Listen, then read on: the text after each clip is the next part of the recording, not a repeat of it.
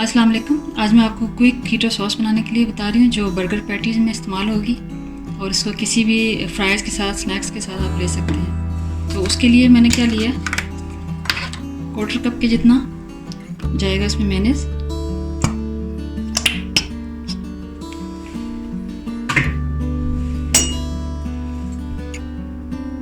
½ tablespoon जाएगी सराचा sauce,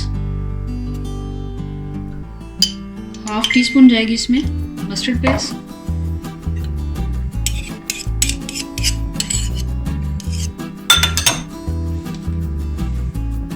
1 teaspoon इसमें जाएगा मिंट चटनी और इन सब चीज़ों को अच्छी तरह से मिक्स करना है।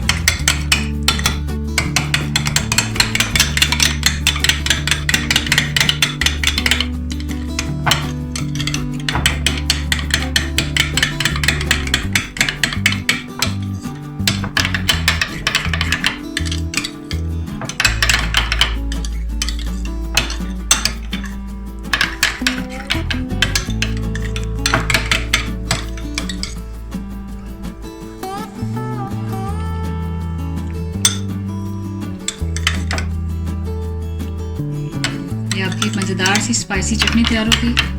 आप इसे बर्गर पैटीज़ में यूज़ कर सकते हैं, जैसे चाहें आप इस्तेमाल करें। स्पाइसेस का जो है वो अपने हिसाब से ऊपर नीचे कर लीजिए।